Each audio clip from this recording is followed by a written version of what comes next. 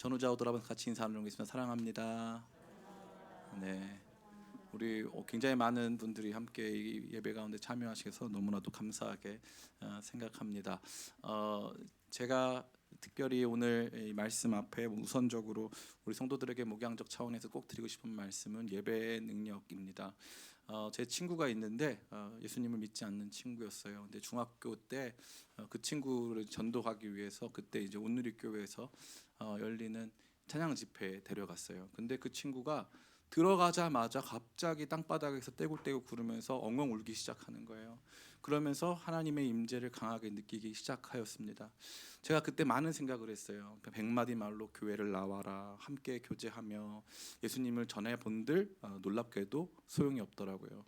근데 하나님의 거룩한 임재가 그의 삶에 임하기 시작하니까 그때부터 지금까지 신앙생활을 잘하지는 못했어요. 그러나 그럼에도 불구하고 마음 중심에 언제나 하나님을 고백하고 있는 굉장히 중요한 이유가 뭐냐하면 그때 하나님을 진짜 만났기 때문인 거죠. 하나님을 만나는 데는 다양한 차원이 존재합니다. 다양한 차원이 존재하는데 그중에 제일 중요한 차원을 한 가지만 꼽아라 라고 저한테 물어보신다면, 이건 개척교회 안 다녀보신 분들은 모르는데 한 가지만 꼽아라, 그것은 예배입니다. 예배. 저희 어머니 여기 계시지만 20명 30명 예배 드리면은 제일 큰 문제가 뭐냐면 찬양에 감동이 없는 거예요. 이거 찬양을 왜 부르고 있는 건지 감동이 없기 때문에 그 안에서 주는 전 인격적 충격이 없는 상태에서 머리로만 신앙생활하는 거예요. 머리로만. 그러면 처음에는 좀 깨달아졌을 때는 마음에 감동이 가득해가지고 주님을 위해 살 것처럼 합니다. 근데 시간 지나고 세상의 파도가 몰아치기 시작하면은 금방 떠나가요. 그런데 예배에 감격이 있는 공동체, 예배에 감격이 있는 교회는 진짜 뜨겁게 하나님께서 만져주시기 때문에 목사님이 말씀 전하기 전에 이미 눈물바다가 돼 있고 그 전에 마음이 이미 다 무너져 있어요. 그렇기 때문에 말씀이 울려 퍼지면 그냥 다 아멘인 거예요. 제가 이것을 경험한 다음부터 많은 생각이 들었어요. 그래서 처음부터 예배를 많이 강조했는데 우리 교회가 또 저 자신이 가지고 있는 또 한계들과 또 연약한 점이 있겠지만 또 우리 교회 여러 가지 한계들로 말미암아서 그러한 훈련, 다시 말해 예배를 정성껏 드리고 진짜 뜨겁게 예배 준비를 위해서 뭐 정말 뭐라고 할까요? 정말 이 마음을 다 바치는 그러한 부분들이 너무 부족하지 않은가라는 생각이 듭니다. 그래서 저는 개인적으로 기쁨의 교회가 뭐가 있습니까? 아무것도 없어요. 기쁨의 교회가 아무것도 없어요. 그런데 여러분 놀라지 마세요. 우리 그리스도인들이 할 수 있는 일이 미안하지만 많이 없어요. 하나님께서 가장 기뻐하시는 일이 뭔지 아세요? 예배하는 거예요. 예배하는 거. 그분을 경배하는 거예요. 그런데 그 경배하는 가장 중요한 일은 하지 못한 채, 예배하는 일을 하지 못한 채 주님 제가 선교할게요. 말이 안 되는 말이죠. 왜냐하면은 선교의 비전은, 선교의 목표는 예배거든요. 예배하게 하려고 선교를 하는 건데 내가 예배자가 아닌데 어떻게 선교를 해서 그 사람들에게 예배에 감격을 줄 수 있단 말입니까? 내가 예배자가 되어야 저 사람도 나처럼 예배했으면 좋겠다라고 생각할 수 있는 거 아닐까요? 설교자의 비전은 뭡니까? 선포자의 비전 역시 그들이 예배하는 거예요. 하나님을 높이는 거예요. 설교자를 높이는 게 아닙니다. 결국 우리의 삶의 모든 비전은 예배로 향해 있는 거예요. 목사님, 그 마음으로 예배하는 거랑 이렇게 모여가지고 함께 찬양하면서 예배하는 거랑 마음으로 예배하는 게 더 중요하지 않겠습니까? 제가 그 말씀 드릴게요. 집이 가정은 아니죠, 그죠? 집이 가정은 아니에요. 가정은 엄마, 아빠, 뭐 아들, 딸, 뭐 할머니, 이게 가정이잖아요. 배우자. 그런데 가정이 그러면 가정과 집이 반대되는 겁니까? 아니잖아요. 가정이 집이 필요한 거죠. 집이라고 하는 형식, 그리고 집에 영향을 받습니까? 안 받습니까? 받아요. 영향을 받습니다. 제가 어느 자매 만나서 대화를 하는데 기도 제목이 뭐냐 그러니까 밖에 비가 올 때 비를 맞지 않고 나갈 수 있는 집에 살고 싶다는 거예요. 그러면 우리가 너 가정을 잘못 오해한 것 같아. 가정은 그런 게 아니야. 가정은 엄마, 아빠, 자녀, 배우자 서로 사랑하는 게 가정이야. 맞죠? 그러나 그 가정이 그 사랑을 구체화하는 데 있어서 요청되어지는 것들이 있다는 거예요. 그게 뭐예요? 형식이에요. 형식. 그 형식, 집이라고 하는 형식, 같이 밥을 먹는 형식, 같이 대화하는 스타일의 형식. 그래서 사랑이 많은 가정은 사랑의 대화를 나눠요. 그 가정이라고 하는 거 마음으로, 아빠를 내가 마음으로 사랑했으니까, 내가 우리 엄마를 마음으로 사랑했으니까 됐다? 그런 건 없다 이 말이에요. 그런 게 없다. 저는 그걸 여러분에게 꼭 말씀드리고 싶어요. 이번에 코로나 이 코로나 시간을 딱 지나면서 우리가 보게 된 게 바로 그거예요. 바로 그겁니다. 우리는 마음으로 예배할 수 있다고 생각했고 한 사람 한 사람이 교회라고 생각했어요. 아니었어요. 교회는 모임이었어요. 우리는 마음의 존재가 아니라 우리는 무슨 존재였어요? 물리적 존재였어요. 모여야 되는 존재였어요. 여기서 같이 사람들이 모여서 다른 사람들의 찬양 소리를 들으면서 감동받고 거기서 다른 사람들의 눈빛 속에서 회복되는 존재라는 사실을 우리는 이제 발견하게 된 것이죠.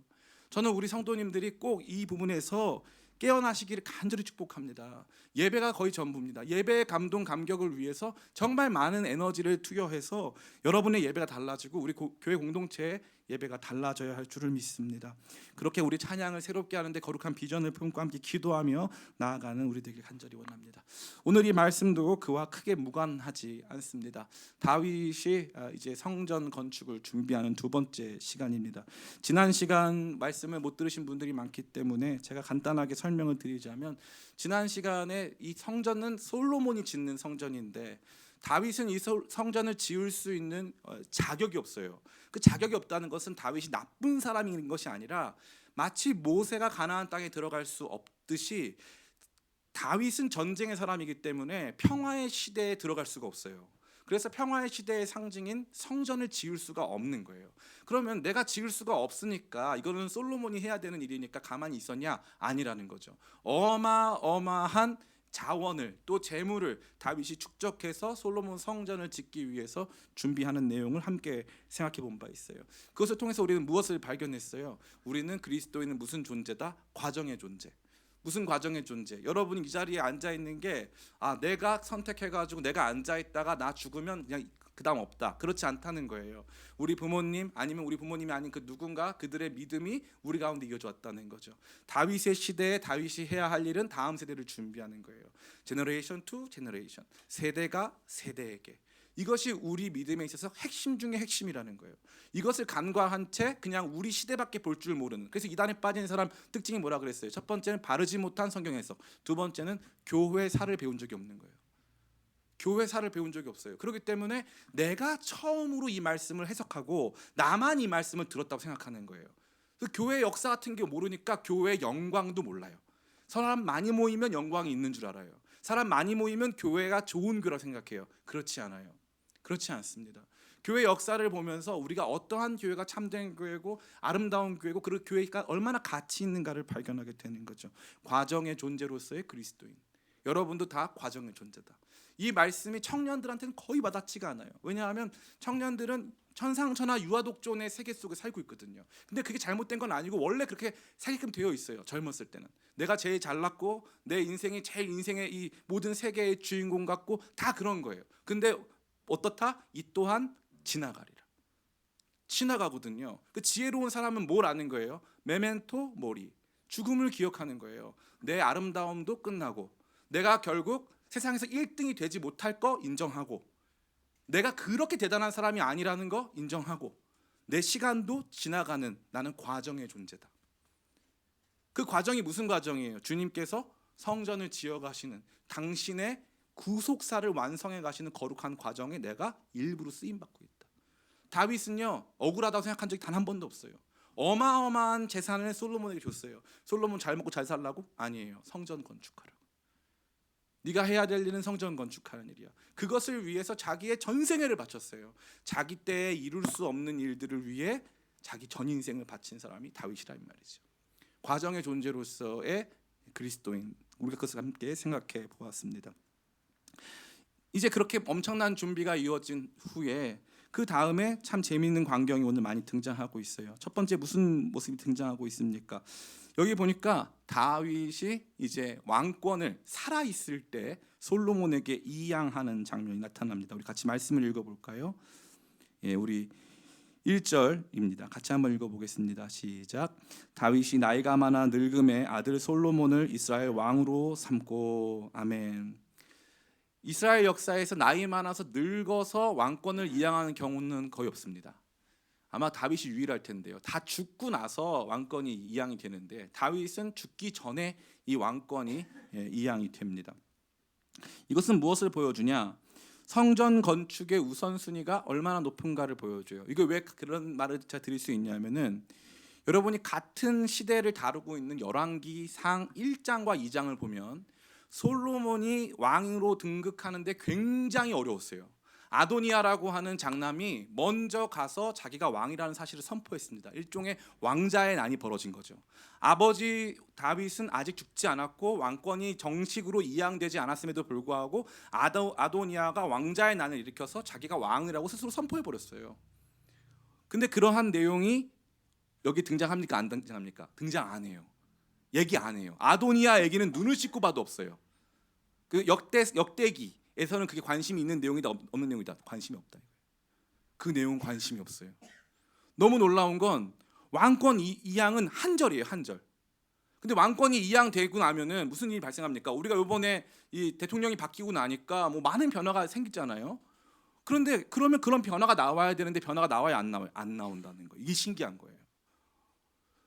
이 왕권을 이양한 얘기를 나중에 써도 돼요. 그죠? 나중에 이 다윗이 다 준비한 다음에 왕권 이양했다 이렇게 써도 되는데 중간에 아직 다윗의 인생이 끝나지 않았을 때, 아직 다윗의 이야기가 끝나지 않았을 때 왕권 이양에 대한 얘기가 등장했다는 거예요.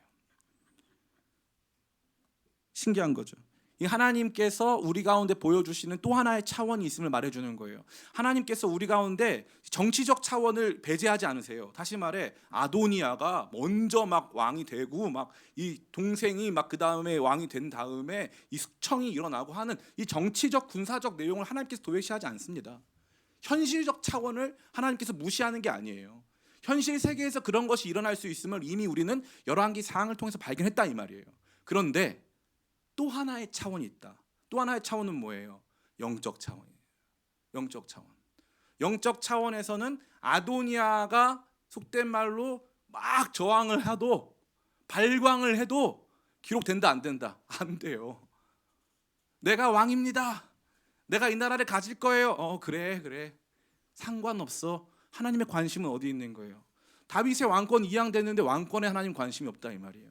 하나님의 관심은 어디에 있다? 성전 건축에 있다.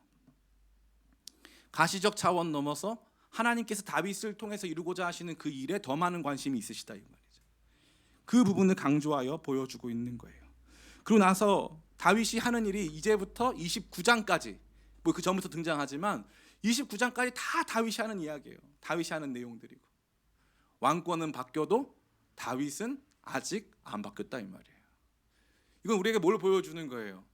여러분이 세상에서 승리하고 좋은 직장에 가고 결혼을 하고 우리는 여기에 많은 이 의미를 부여해요.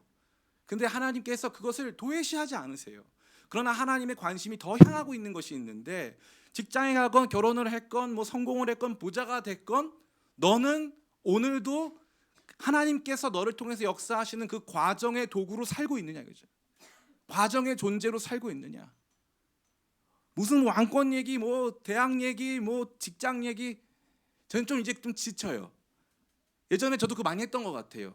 제 주변에 제가 좀 못나서 그런지 잘난 사람들이 많아가지고 막 이렇게 자랑하고 싶었어요. 이렇게 좋은 그리스도인들이 많다. 근데 나이가 먹어보니까 세상적으로 잘나고 대단한 그리스도인에 대한 관심이 많이 줄어들어요. 많이 줄어들어요. 그 별 문제가 아닌 거예요.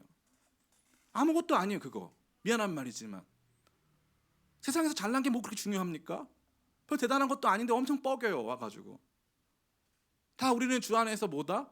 과정의 존재다 이거예요. 내게 맡겨주신 자리만큼 주께서 내게 줄로 재어주신 구역만큼 여러분 왜 건강합니까? 모르죠. 하나님께서 건강하게 주셨으니까요. 왜 여러분은 그렇게 태어나셨어요? 모르죠. 하나님께서 여러분에게 그런 삶을 맡겨주셨으니까요. 그러면 우리는 우리가 만나고 있는 나라고 하는 그 현존, 나라고 하는 그 현실에 갇혀 있는 거잖아요. 그럼 우리가 할 수 있는 건 뭐예요? 우리가 할 수 있는 건 이 안에서 살아내는 것밖에 없는 거예요. 근데 끊임없이 다른 데 너무 많은 의미를 둬요. 누구는 어떤 아파트에 갔다더라, 누구는 어느 회사에 들어갔다더라, 누구는 대학에 갔다더라, 누구는 결혼을 했다더라, 누구는 어떻게 됐다더라. 제가 이 부분에서 자유로울까요? 전혀 자유롭지 않습니다. 저는 오히려 이 말씀이 저한테 주는 충격이 너무 컸어요. 열왕기 상에서는 무려 2장에 걸쳐서 솔로몬이 이 왕권 이양을 받기 위해서 얼마나 험한 시간을 보냈는가를 말해주는데 여기는 그런 내용이 없다 이 말이에요. 관심이 없어요. 여기 더 많은 관심은 왕권 이양이 이루어졌지만 솔로몬이 일해요 안 해요? 아무것도 안 해요. 왜요? 역할적으로 지금 솔로몬이 왕권이라고 하는 정치적인 이 권위를 얻었어도 아무 일도 못하는 상태예요. 어떤 의미로? 영적인 의미에서. 영적인 의미에서 아무 일도 못하는 상태다 이거예요. 우리가 이것을 봐야 할 줄을 믿습니다. 두 번째, 이 말씀이 신기한 거는 첫 번째는 이제 성전 건축의 우선순위가 영적으로 이 솔로몬의 왕이 이 왕권 이양보다 훨씬 중요한 문제다라는 것이라면, 두 번째는 레위인들에 대한 이야기가 아주 세심하게 세밀하게 등장하고 있다는 거예요. 레위인.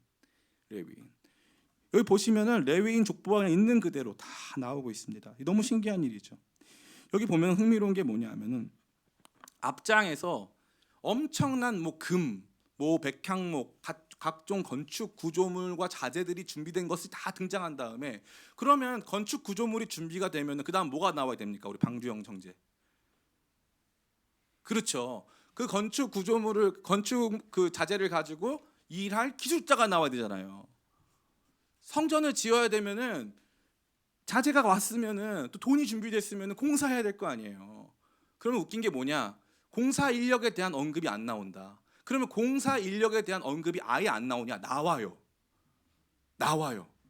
공사 인력을 데리고 오고 기술자 얘기가 자세하게 나와요. 그런데 여긴 등장한다 안 한다? 안 해요. 언제 등장한다? 솔로몬 때 등장해요. 여기는 그 얘기가 아니에요. 여기는 뭐라 그랬어요? 성전 건축을 위한 무슨 단계? 준비 단계. 그런데 그 준비에 있어서 물리적 준비, 다시 말해 돈 중요한 거예요. 돈, 또 건축 자재, 이런 거 굉장히 중요한 겁니다. 이런 거를 다 하나님께서 원하시는 거룩한 전쟁을 수행하면서 다윗이 다 모아왔죠. 그 다음에 하나님께서 준비시키는 것은 놀랍게도 기술자가 아니고 레위인이에요. 이게 신기한 거예요. 기술자가 나와야 되는데 왜 레위인이 나오냐 이거죠. 그 자재, 준비된 준비물을 실제로 물리적 건축을 할 수 있는 기술자 준비는 하나님께서 중요하게 여기지 않으셨어요. 대신에 성전을 성전되게 하는 사람이 있다는 거예요. 우리는 그동안 어떻게 생각했어요? 성전을 성전되게 하시는 분, 하나님이 계시다 생각했어요. 그죠? 근데 놀랍게도 성전을 성전되게 하는 사람이 있어요. 사람들. 그 사람들은 누굽니까? 바로 레위인들이에요. 그 사람들의 직무가 뭡니까? 우리 28절부터 32절 제가 읽어드릴게요. 그 직분은 아론의 자손을 도와 여호와의 성전과 뜰과 공방에서 섬기고, 또 모든 성물을 정결하게 하는 일, 곧 하나님의 성전에서 섬기는 일과, 또 진설병과 고운 가루의 소재물, 곧 무교전병이나 과자를 굽는 것이나 반죽하는 것이나, 또 모든 저울과 잘은 맡고 아침과 저녁마다 서서 여호와께 감사하고 찬송하며, 또 안식일과 초하루와 절기의 모든 번제를 여호와께 드리되 그가 명령하신 규례에 정한 수요대로 항상 여호와 앞에 드리며, 또 회막의 직무와 성소의 직무와 그들 형제 아론 자손의 직무를 지켜 여호와의 성전에서 수종되는 것이더라. 이들이 바로 성전을 성전되게 하는 거죠. 성전에서 하는 모든 행위가 이 사람들로 인하여서 이루어지는 거예요. 의하여서. 이 사람들은요, 너무 존재적으로 구별된 사람들이에요. 존재적으로 구별된 사람들. 그 재밌는 게 뭐냐면요, 성막은 만들고 기름을 부어요. 이 기름을 붓는다는 건, 이 컵에다가 제가 기름을 붓잖아요. 그러면 이 컵은 제가 쓰고 싶은 용도로 쓸 수가 없어요. 하나님께만 쓰임 받는 거예요. 그게 거룩하다, 구별되다는 뜻이거든요. 그러면은 성막 시대에는요, 성전의 모든 기물에 이 첫 번째로 다 기름을 부어요. 그리고 제사장한테 기름을 부어요. 그건 나중에도 마찬가지죠. 그리고 더 대박인 건 뭐냐면 성막에도 기름을 부어요. 성막에도. 성전 시대에는 성전에 기름을 붓지 않습니다. 성전에 기름을 붓지 않는 이유는 성령께서 친히 임재하시는 것도 있지만, 또한 동시에 이제는 이 성막, 성전 안에 거룩하게 구별된 하나님의 사람들이 있기 때문이에요. 그들이 이 공간을 거룩하게 구별하는 거예요. 사람이, 거룩한 사람들이. 그래서 이 물리적 존재로서의 성전, 건축물로서의 성전을 위한 준비물과 더불어서 영적 성전을 준비하는 사람들을 준비시키신다 이거예요. 그 사람들을. 놀랍게도 지금 다윗은 어떻게 하고 있습니까? 레위인 인구 조사를 하고 있죠. 여기 잘 보세요. 여기 보면은 레위인 인구 조사를 하고 있죠. 3절에 보니까 레위 사람은 30세 이상으로 계수하니. 우리가 분명히 2장 전에 21장에서 다윗이 인구조사해 가지고 하나님 앞에 심판받았잖아요. 그렇기 때문에 이 인구조사를 왜 또 하지? 이거 하나님께서 싫어하시는 일일 텐데 라고 생각하기 쉬워요. 그런데 다윗이 한 인구조사는 뭐였습니까? 다윗이 한 인구조사는 이스라엘 중에 칼을 빼는 군인들을 센 거예요. 전쟁에 참여할 수 있는 사람들. 그런데 하나님께서 원하시는 것은 무엇이었어요? 진짜 영적 전쟁, 진짜 이스라엘을 거룩하게 구별하는 이 예배, 하나님을 향한 거룩한 이 제사, 이것을 감당하는 사람들의 숫자를 세는 것에 대해서는 부정적이지 않고 오히려 긍정적으로 묘사하고 있다는 거예요. 그만큼 성전을 섬기는 사람들에 대한 관심이 지대하게 높아지고 있다라는 것이죠. 이들이 너무 놀라운 것은요, 레위인들에게도 일종의 이 기능과 역할에 따른 차등이 있어요. 기능과 역할에 따른 차등. 그럼 누가 제일 높을까요? 아론 계열의 제사장, 대제사장이라고 일컫는데 이 아론 계열의 제사장들이 가장 높습니다. 그런데 놀랍게도 오늘 말씀을 잘 읽어보시는 분은 알겠지만 이들이 그렇게 중요하게 그려집니까? 아니면 그냥 레위인의 일족으로 그려집니까? 레위인의 일족으로 그려져요. 제사장이 가지고 있는 특권이 굉장히 크거든요. 레위인 전체를 대표하는 거예요. 그런데 오늘 본문 속에서 아론 자손의 제사장보다 레위인이라고 하는 구별된 하나님의 지파가 더 중요하게 그려지고 있다는 거예요. 그 말은 뭐예요? 역할 기능 상관없이 하나님 성전 안에서 봉사하는 모든 사람들이 너무나도 가치 있는 사람들이다. 이 사람들이 물리적으로 성전을 건축할 수 있는 내용이 21장, 22장에 등장하는 이 다윗이 준비한 모든 물리적 것들이 있다면 이제 바로 이 레위인이라고 하는 이 사람들이 영적인 준비에 있어서 핵심이다. 그리고 이 사람들 가운데 기능적, 역할적 차이는 있지만 그들 모두가 중요한 하나님의 사람들이다 라고 하는 내용을 이 말씀이 보여주고 있는 것입니다. 여기까지 듣고 나면은 그런가 보다 하실 수 있죠. 자, 그러면은 이 말씀이 오늘을 살아가는 우리에게 어떠한 교훈을 주고 있습니까? 그것은 하나님의 관심사가 우리의 영적인 부분에 놓여져 있음을 다시 한번 생각하게 하고 있어요. 우리의 영적인 부분은 무엇입니까? 하나님 안에서 거룩한 성전으로 우리 자신이 빚어져 가는 과정을 하나님께서 더 가치 있게 보신다 이 말이에요. 여러분들이 직장에 들어가고 결혼을 하고 돈을 벌고 해서 교회 11조를 얼마만큼 하는 사람이 되고 말고 이 부분보다 하나님이 더 관심 갖는 것은 무엇이다? 여러분 안에 이 성전이 얼마만큼 지어지는 준비가 되어 가고 있느냐 이거예요. 솔로몬 왕이 바뀌어도 하나님의 관심은 솔로몬 왕이 어떤 정치적 과정에 의해서 왕이 됐느냐 거기에 관심이 크게 없으시다 이거예요. 하나님의 관심은 솔로몬이 왕이 됐지만 지금 뭐가 없다? 솔로몬 성전은 아직 없다. 이게 너무 재미있는 게 한편으로는 이제 이 다윗이 솔로몬에게 왕권을 이양한 내용이잖아요. 더 놀라운 건 정치적으로는 왕권이 이양됐는데 그러면 다윗이 어떤 상태입니까? 다윗이 은퇴한 상태잖아요. 다윗이 은퇴했어요? 아니면 일해요? 일하고 있죠. 다윗이 일하고 있어요. 다윗이 은퇴가 됐다 안 됐다? 안 됐다. 육적으로는 은퇴를 했어요. 정치적 생명은 끝났습니다. 그러나 영적으로는 사명이 남았다 이거예요. 이거 정말 중요한 거예요. 승승장구할 때도 이 말씀이 굉장히 의미가 있지만 우리가 삶 속에서 어떤 부분에 정리하고 내려놓고 어떤 내가 이제 꿈꾸고 있던 모든 것들을 포기해야 되는 순간이 와도 나는 그러한 이 사회적 지위, 나는 그런 경제적인 능력 가운데 없다 할지라도 내 영적인 영향력과 내가 해야 할 사명은 끝났다 안 끝났다? 안 끝났다 이 말이에요. 안 끝났다. 그래서 제가 우리 장년부 성도님들에게도 마찬가지고 모든 분들에게 권면하는 건 은퇴는 없다. 어디 은퇴라는 게 있어요? 은퇴 없어요. 하나님 은퇴하라고 할 때까지 은퇴는 없는 거예요. 그냥 끝까지 일하는 거 죽을 때까지. 그게 나아요. 다윗 보세요. 다윗은 이미 정치적으로는 끝났어요. 그러나 솔로몬 성전을 짓는 데 있어서는 전혀 끝난 게 아니에요. 해야 할 사명이 남았다 이거예요. 이게 더 중요한 거예요. 이게 굉장히 중요한 이유가 뭐냐면 많은 그리스도인들이 이 땅을 살아가면서 우리가 하나님께서 우리 가운데 은혜로 주신 우리의 사회적, 경제적 지위나 능력에 따라 나 자신의 가치를 평가해요. 나는 이만큼 버는 사람이니까 그래도 이 정도는 돼. 나는 이 정도 직장을 갔으니까 그래도 이 정도 자랑할 만한 사람은 되는 것 같아. 이게 우리 생각이거든요. 그런데 옛날 IMF 때 보면은 그런 대기업 직원들 다 정리해고 당하고요. 할 일이 없는 거예요. 그래서 그때 이제 한스 밴드의 노래, 갑자기 이런 얘기 왜 하죠?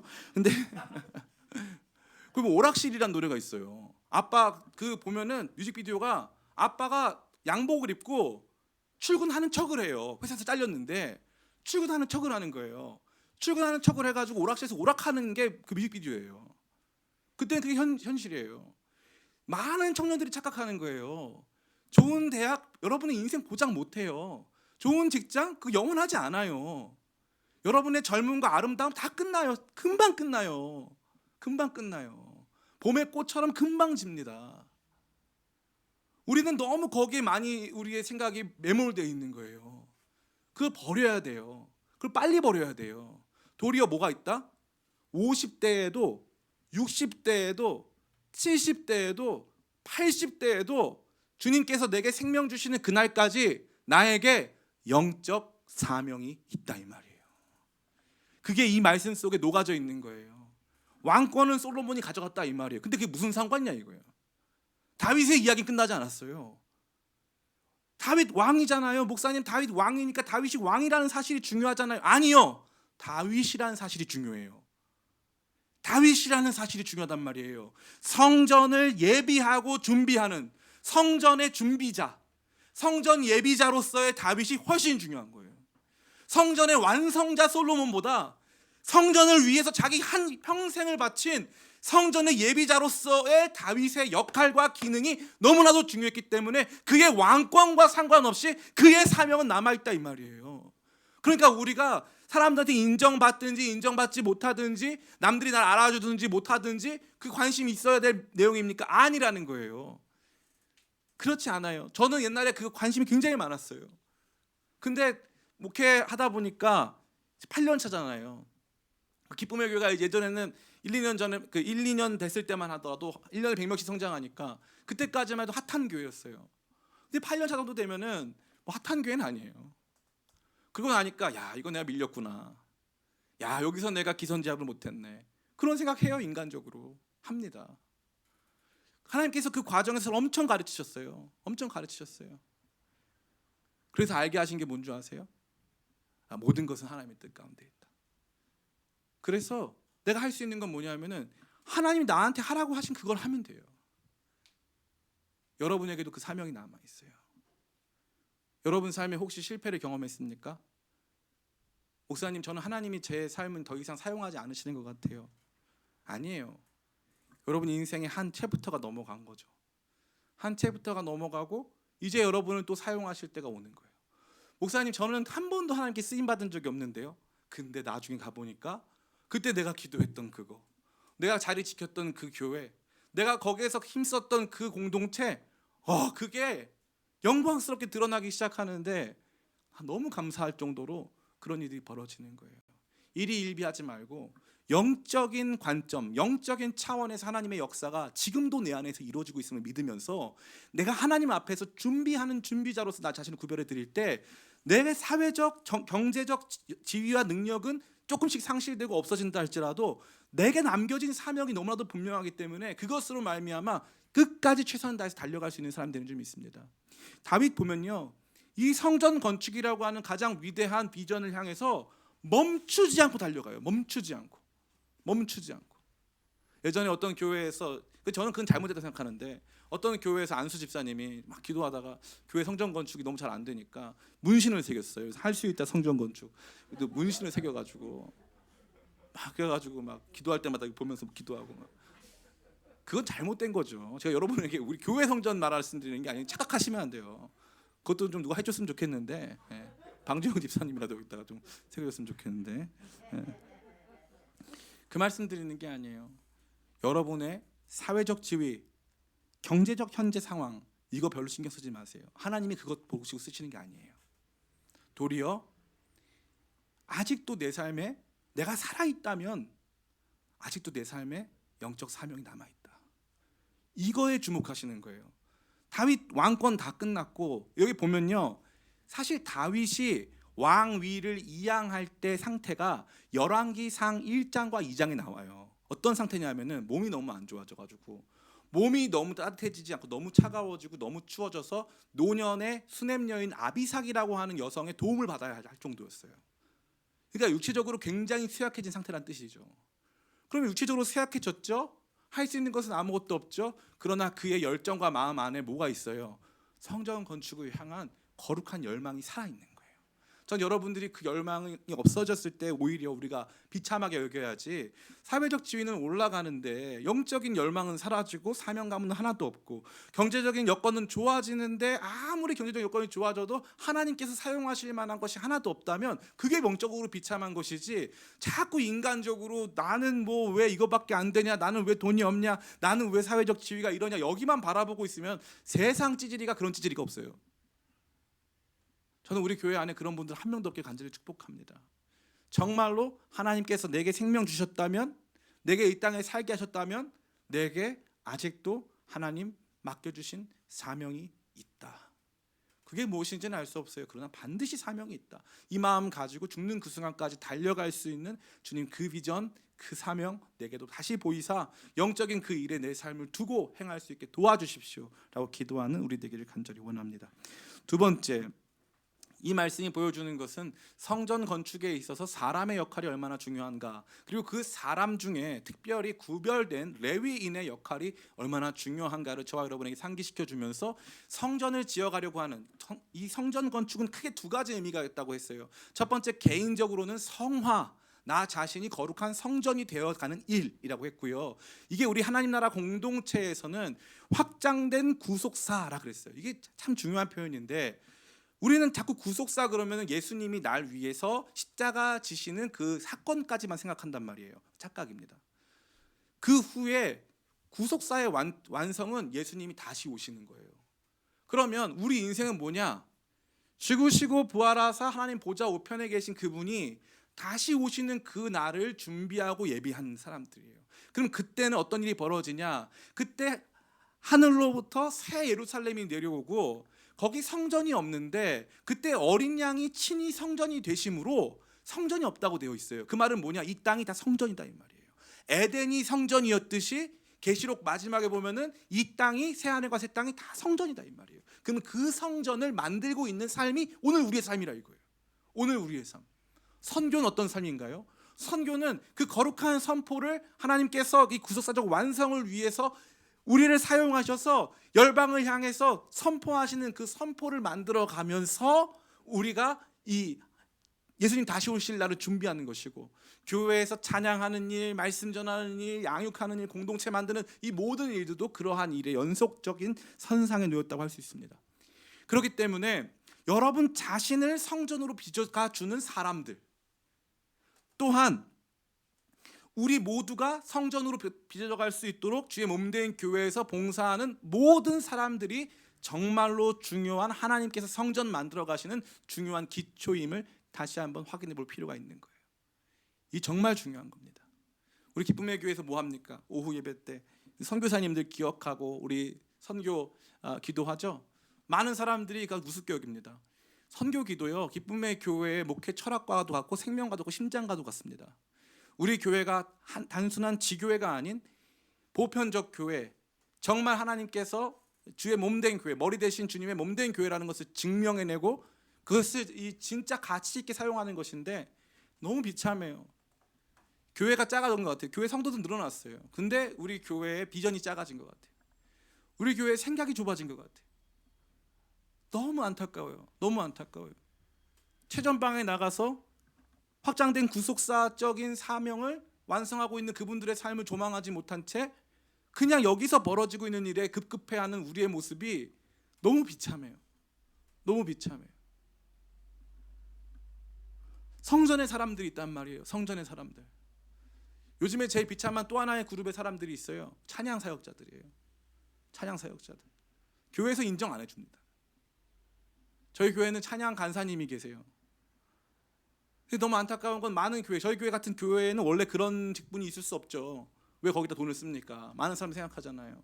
근데 우리 교회는 찬양 간사님이 있어요. 저는 더 많은 찬양 간사님이 우리 교회에 있기를 바라요. 제가 이번 주 주일날 설교하려고 하는데 음악적 찬양은요 정말 중요한 거예요. 정말 중요한. 사람들이 전 너무 요즘에 너무 안타까워요. 너무 교회에 대해서 비판적인 나머지 복음 외에 다른 모든 걸 비본질적으로 여겼는데, 재밌는 건 그런 본질을 붙잡았으면 삶이 더 본질에 가까워야 되거든요. 그런데 음악적 찬양을 중시할 때보다 본질은 따로 두고 현실은 완전 달라요. 너무 재밌어요. 옛날에는 뭐라고 했습니까? 우리 방주영 형제 때는 그랬는지 모르겠지만 아마 최혜선 자매 때는 그랬을 거예요. 가요 들으면 된다고 했어요, 안 된다고 그랬어요? 교회에서 안 된다 그랬어요. 가요 들으면 안 된다고. 그렇게 배웠다니까요, 우리는. 그런데 막 본질 엄청 중시한단 말이에요. 그래서 본질 막 중시해서 가요도 들어도 돼. 그럼 가요도 들어도 되는 건데 지금은 가요만 듣죠. 너무 재밌어요. 본질을 그렇게 중시했는데, 본질을 중시해서 형식을 자유롭게 했더니 형식을 다 버려버렸어요.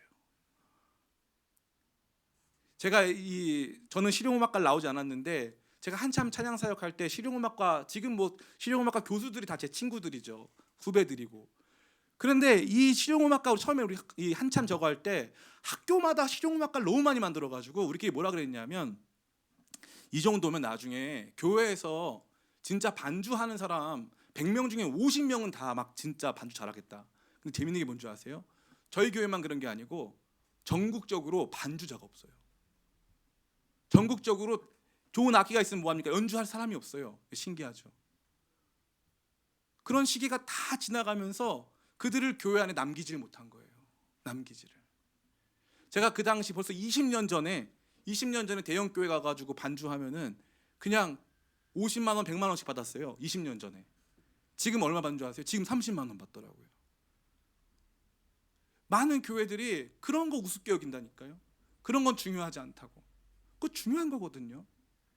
왜 형식을 다 버리려고 합니까? 형식을 새롭게 가져갈 수는 있어요. 개혁할 수는 있죠. 근데 왜 형식을 다 버려요? 그래 놓고서 성전에 성전되게 함. 그냥 머릿속으로 이게 성전이야. 이게 뭐 이렇게 해야 돼. 목사님들은 엄청 많아졌어요. 목사님들의 지적 수준은 굉장히 높아요. 목사님들이 다루는 이 범위, 사상적 범위, 종교적 범위, 철학적 범위 굉장히 넓습니다. 근데 미안하지만 영적인 깊이는 현저히 낮아요. 현저히 낮습니다. 예배의 가벼움은 말로 할 수가 없어요. 말로 할 수가 없어요. 제가 예전에 예배하던 그 교회가 있는데 찬양할 때마다 다 눈물 받아요. 그게 1년에 매주 그래요. 매주 청년들이 모이는데 매주 눈물 받아요. 그럼 그런 교회가 적었냐? 많았어요. 예배의 감격이 막 있었다는 거죠. 그런 형식에 대한 비전이 그게 가능하다? 혹은 그러고 싶다라고 하는 비전이 다 없어져서 철저한 패배주의가 우리를 장악하고 있다는 말이에요. 그럼 그 원인이 뭐냐? 바로 이거예요. 역대기 이야기는요, 사실 패배주의의 극복의 이야기예요. 성전이 패망하고 바벨론 다 끌렸다 왔어요. 지금 돌아온 이스라엘 백성들은 주류는 누구냐? 이 사람들 다 바벨론에서 온 사람들이에요. 그 이전에 솔로몬 성전 없어졌어요. 그 사람들한테 무슨 얘기해 주는 거냐? 성전이 그만큼 중요했고 성전에서 그렇게 많은 사람이 봉사했고 그때 찬양이 너무 뜨거워서 그 찬양 울려 퍼질 때 제사장들이 하나님의 임재로 말미암아 감히 일어설 수 없어서 엎드려서 예배했다. 그 얘기 들려주려고 하는 거거든요. 이게 패배주의 극복의 이야기예요.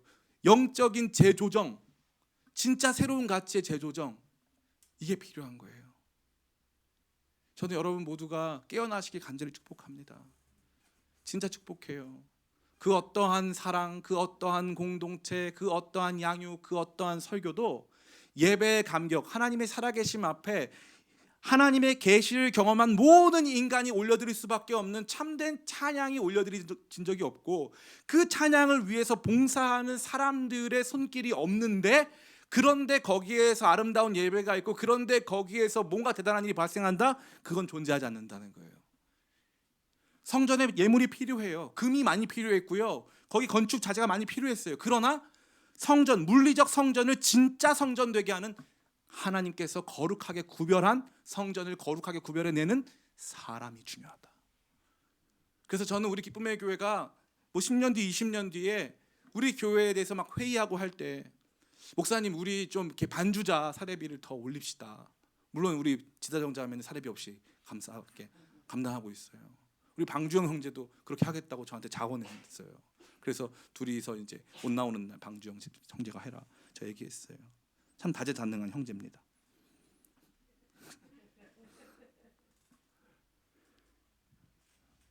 교회에서 일하는 사람, 찬양하는 사람들, 성전을 성전되게 하는 그 수많은 사람들, 봉사하는 사람들, 그 사람들의 헌신과 봉사 당연한 것으로 여기고 그 사람들 교회에 자리할 수 없을 만큼 밀어내버린 다음에 그런 다음에 교회의 본질은 말씀 배우는 거고 교회의 본질은 설교 듣는 거다. 그게 바로 200년 전, 300년 전에 유럽 교회가 하던 모습이에요. 오늘날 가장 많이 성장하는 교단이 어딘 줄 아세요? 가장 많이 성장하는 교단. 사실은 개신교는 그 교단 빼면은 다 성장을 못 하고 있어요. 딱 한 교단이 우리 개신교 성장을 이끌고 있어요. 그게 바로 오순절 교단이에요. 오순절 교단. 한마디로 순복음이라 이거 순복음. 우리는 우습게 보지만 지성적으로 고도로 발달한 유럽 사회에서 순복음 신앙 가진 사람들이 하나님 역사 체험하면서 거기서 일어나고 있는 거예요. 저는 놀랍게도 양측의 영향을 다 받았어요. 영파와 말씀파 다 받았어요. 제가 놀라운 게 뭐냐면 기쁨의 교회 설립과 함께 말씀파는 균형을 잘 잡았고요, 제 안에서. 근데 실제적으로 기적을 경험하게 했을 때는 언제나 영파가 있었어요. 언제나. 근데 우리가 그거를 잘 몰라요. 교회를 교회되게 하는 건 단순히 하나님이 아니세요. 하나님의 역사를 이 땅 가운데 구체적으로 만들어가는 주의 몸된 교회를 섬기는 다양한 차원의 헌신자들, 봉사자들, 특별히 주의 종들, 목회자들. 굉장히 중요한 거예요. 굉장히. 이번에 분당 우리 교회에서 이찬수 목사님이 29개 교회에 분리개척을 시키면서 29개 교회 목사님들한테 부탁한 게 있어요. 1년에 한 번씩 나한테 찾아와라. 와서 나한테 감사하다고 편지 쓰고 꼭 선물을 줘라. 그리고 나한테 선물을 줄 때 꼭 돈으로 줘라 그랬어요. 그럼 왜 그랬을까? 왜 그랬을까요? 사람들이 이찬수 목사님 돈이 없어가지고요. 없는지 많은지 저는 몰라요. 그러나 목사님 뭐라고 했냐면 거기다 대고 교육하기 위해서 그랬다고 하더라고요. 교육하기 위해서. 많은 사람들이 형식이 얼마나 중요한지를 모르는 거예요. 감사하다. 이 형식이 얼마나 중요한지를 모르는 거예요. 제가 너무 아팠어요. 그게 너무 아파요. 아, 우리 교회에서 제가 그걸 못 가르쳤구나. 감사해야 하는 거. 저는 주보방에 뭘 올릴 때 뒤에다가 여기 주보방 있는 분 계시겠지만 늘 감사합니다를 올려요. 감사합니다. 고맙습니다. 여러분이 계셔서 너무 감사합니다. 전 너무 고마웠어요. 주의 몸된 교회를 그 예배를 섬기는 그 수많은 사람들이 너무나도 고마웠기 때문에 감사합니다. 감사합니다를 입에 달고 살아요. 근데 많은 사람들이 그렇게 하지 않더라고요. 제가 너무나도 놀랐어요. 제가 이번 주 지난주죠. 주일에 남서울교회라고 하는 큰 교회에서 이제 이 말씀을 전하고 왔는데 부럽더라고요. 교사가 384명이래요. 384명인데 그 교사들에게 고맙다고 해주는 그 교사 헌신 주일이 그야말로 축제예요. 축제. 제가 앞에 올라가가지고 첫 마디가 뭐였냐면 아름다운 밤입니다. 이거 한 마디 했는데 막 축제. 와! 막 축제입니다. 서로 고맙다, 수고했다, 함께 가자, 고생 많다. 그 교회의 힘을 많이 느꼈어요. 그 교회는 목사님이 65세 이상 할 수가 없어요. 그래서 지금 계신 목사님도 얼마 안 남으셨다고 하더라고요. 목사님은 계속 바뀌어요. 홍정길 목사님, 이철 목사님, 화정부 목사님 계속 바뀌었어요. 근데 교회가 너무 탄탄한 거 있죠. 그게 뭔 줄 아세요? 성도들이 목사님을 정말로 사랑하고 정말로 존경하고 서로 감사하다, 고맙다 이런 말을 너무나도 많이 하면서 서로를 세워주는 거예요. 그러니까 봉사자들이 그렇게 많은 거예요. 저는 우리 기쁨의 교회도 그런 교회들이 간절히 바랍니다. 찬양팀, 교회 뒤에서 감당해주는 미디어팀, 우리 교역자분들, 제가 이번 주에 이 교역자분들 이렇게 선물 드렸는데 아마 많은 분들이 아마 선물 안 하셨을 거예요. 저 받으려고 하는 게 아니에요. 제가 고민 많이 했어요. 원래 이번 주가 제가 청년부 이 설교하는 주였거든요. 제가 일부러 최윤광 목사님 설교하라고 그랬어요. 청년부 담당 목사님 최윤광 목사님이니까 청년들이 목사님 감사합니다. 스승의 주일이니까 목사님 때문에 은혜 받습니다. 해서 선물도 좀 하고 축하하는 시간 가지라고 제가 좀 빠져주려고 저는 인천 가서 예배 드렸어요. 그런데 이게 교회됨, 다시 말해 교회를 진짜 주의 성전으로 만들고 있는 레위인 같은 사람들에 대해서 감사하고 귀히 여기고 그 사람들 없으면 우리가 예배를 못 드린다, 반주자 없으면 안 된다, 이러한 마음이 우리 가운데 없다는 게 너무나도 비참한 거예요. 형식을 너무 대충 생각하고 아무것도 아닌 것처럼 생각하니까, 그러고 나니까 주의 몸된 교회에 자꾸 예배가 부실해지고 자꾸 마음의 감동이 없고 그 어떠한 예배의 비전도 없는 비참한 상태가 도래한다, 이것이죠. 저는 오늘 이 말씀이 여러분 가운데 잘 박힌 목과 같이 심령에 새겨지길 간절히 바랍니다. 이제 말씀을 마칩니다. 다윗은 성전을 준비하면서 레위인 계수를 다시 합니다. 레위인 계수를 할 때 다윗은 이미 왕이 아니었어요. 그러나 그럼에도 불구하고 그의 정치적 지위와 상관없이 그의 영적 사명은 계속되고 하나님의 관심은 그의 정치적 지위에 있지 않고 그가 감당하는 영적인 사명이 있었음을 다시 한번 발견하면서 여러분 자신에게 주신 하나님께서 세워가라고 하시는 여러분 마음 성전과 여러분이 함께 세워갈 이 기쁨의 교회와 하나님께서 맡겨주신 하나님 나라 역사 가운데 쓰임받는 저와 여러분 되기를 간절히 원합니다. 또한 주의 몸된 교회, 주의 성전을 함께 세워가는 성전 안에서 봉사하고 수고하는 구별된 하나님의 사람들을 귀히 여기고 가치 있게 여김으로 말미암아 그들을 통해 실제적인 하나님의 영광을 체험하는 텅 빈 성전, 특별히 성전은 성도가 없는 텅 빈 성전이 아니에요. 텅 빈 성전은 찬양할 찬양팀이 없고 말씀 전할 목회자가 없고 가르칠 교사가 없는 것이 텅 빈 성전이에요. 생각을 고쳐 먹으셔야 돼요. 고쳐 먹어야 돼요. 저도 옛날엔 굉장히 개혁적이고 비판적인 사람이었어요. 근데 그렇지 않아요. 살아보니까 그게 아니에요. 목사가 정말 중요한 거고 앞에 나서서 찬양하는 사람들 너무나도 중요한 거고 봉사자들이 너무나도 중요한 거예요. 그런 분들 귀히 여기면서 주님 저분들을 통해서 내가 하나님의 보좌 앞으로 나갈 수 있사오니 우리 교회가 저분들 귀히 여기게 하시고 나도 저런 분들 귀하게 여길 수 있도록 도와주십시오. 그렇게 나아가는 우리 되기를 예수님의 이름으로 간절히 축원합니다. 아멘.